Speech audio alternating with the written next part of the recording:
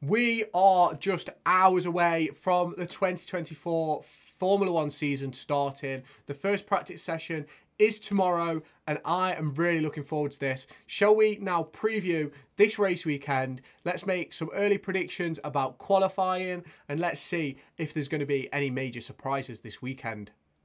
Now, this season, in my opinion, is going to be one with little excitement. Now, I think, again, the Red Bulls are going to be miles away from everybody else. But I do think that battle in behind is going to be quite tight. I think Ferrari, Mercedes and McLaren are all going to be within touching distance of each other. I think the Aston Martin is going to have a really good race this weekend. I think they like the Bahrain circuit. Like, last season they performed really well there. I don't think they're going to be as good this season. And do you know something? I'm really excited to see what this Racing Bulls car can do. So we're previewing this Bahrain race. Let me know your thoughts down in the comments. And while you're down there, hit that subscribe button down below or up in this top corner. And I'll catch you in the end of the video. We've had all this talk over the winter break about their close collaboration now with Red Bull. Obviously, they're owned by the same people, but you know what I mean. So it's sort of, I'm really excited to see what they've done over the winter. And do you know what? I'm worried for Alpine. I'm really worried for Alpine. I don't think they showed a great deal in testing. I think Pierre Gasly made some comments about not looking great if you looked from the outside. And nobody's really given anything sort of upbeat about Alpine. And that's worrying me for this upcoming race weekend. I'm really hoping that the McLarens, the Ferraris and Mercedes are really close together. Because if we could have a battle for the third place on the podium or even second and third place on the podium, I think that could be mega exciting. I do think Max Verstappen's going to run away with it this weekend, and I don't think many people disagree with that. Obviously, I think we're all hoping for someone like Charles Leclerc or Lewis Hamilton or Lando Norris to pop up with a shock victory at Bahrain this weekend, but I just don't quite think it's going to happen. Now, obviously, we have the F2 going on this weekend as well. And you know what? It's the first chance to take a look at Kimi Antonelli. Now, I personally think he's the one in the driving seat for that Mercedes seat at the end of this season.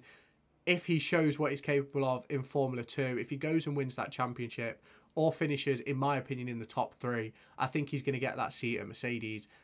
I think Mercedes are going to do something bold, and I'm really excited to watch Formula 2 this season. And do you know what? I don't think it gets the advertisement it deserves, especially this season when you've got Victor Martins, you've got Zane Maloney, you've got Kimi Antonelli and Ollie Behrman in the same team. Now, why is that not getting spoke about? I think it needs to be talked about 10 times more, and hopefully that's something which we can do on this channel, talk about the Formula 2 season, try and keep up to date with it as much as possible, but obviously that can be a lot of racing on a weekend. But like, let me know down in the comments who you think is going to win the Formula 2 championship, because I think it's going to be really tight at the top between the three of Ollie Behrman, Kimi Antonelli and Victor Martins. So let me know what you think about that. Obviously, this weekend, it's just a normal race weekend for Formula 1. The 3 practice sessions at qualifying and the race. But don't forget that the race is on Saturday. I believe it starts at 3 o'clock UK time. It might be 2, but I believe it's 3. I'll put it up on the screen now with all the timings for practice, qualifying and the race. Now, I think a lot of people who follow Formula 1 are also football fans, so I think a lot of people are going to be missing the race this weekend because of the Saturday race, but hopefully everybody can stay up to date. We'll have a review out probably on the Sunday morning, so keep your eyes peeled on the channel for that and make sure you've subscribed. So a lap around the Bahrain circuit as pictured on screen is about 5.4 kilometers. Now, the drivers will need to take 57 of those laps unless they get lapped to get to the checkered flag, and if they don't crash. Now, 57 laps around this circuit is going to be mega impressive. Pedro de la Rosa was at testing and he was taking pictures with his lap record, and from what Alex Albon was saying, that record could be in jeopardy this weekend during the race. Now, I think so too. Who do you think is going to take that lap record? For me, I think Max Verstappen's going to be 30-40 seconds up the road. He's going to box for a new set right at the end and absolutely smash it. Let me know your thoughts down in the comments. And obviously, qualifying is going to be interesting. I think the top 10, I think you're going to have one Red Bull. I don't think Sergio Perez is going to make Q3. And I think we're going to have both Ferraris. I think we're going to have both Mercedes drivers. And then I think we're going to have one McLaren, one Aston Martin. What are we on there? We're on 1, 2, 3. I actually think I've done 2. No, I need one more. We've got 9. So I think that the last driver to get into Q3, I think it's going to be a shock Daniel Ricciardo, although I don't think it's going to be much of a shock once we've seen practice. So my biggest shock is I think Daniel Ricciardo is going to put the Racing Bulls car into P5 in qualifying. I think Yuki Tsunoda is going to be in P11.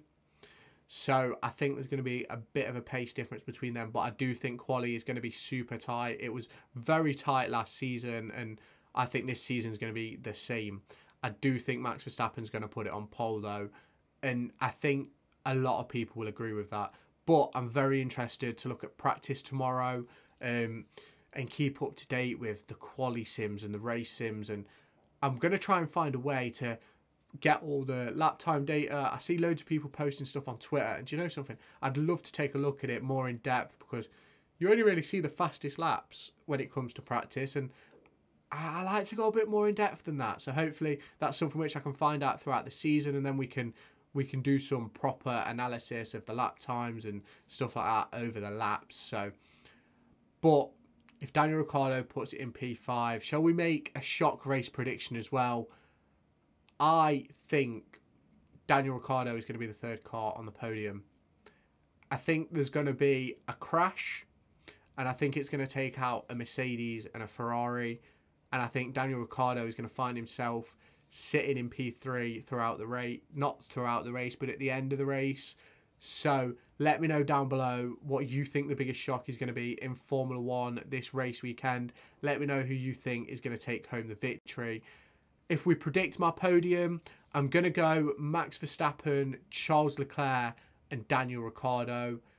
I think Ricciardo is just, I don't know, I don't really want Racing Bulls to do well, if I'm completely honest, because I think there's a massive problem with that situation.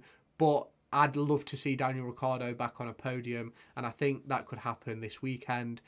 I'm probably way off, and this prediction is probably miles away. They might not even get at Q2. But let me know your predicted podium on the race weekend. Let me know that down in the comments. Make sure you've hit subscribe while you're down there, and I'll catch you in the next video. Make sure to go and find me on TikTok, pictured here, and Twitter, pictured here. These are the places where I'll keep you all up to date with all my upcoming videos and my thoughts and feelings around the Formula 1 and football weekend.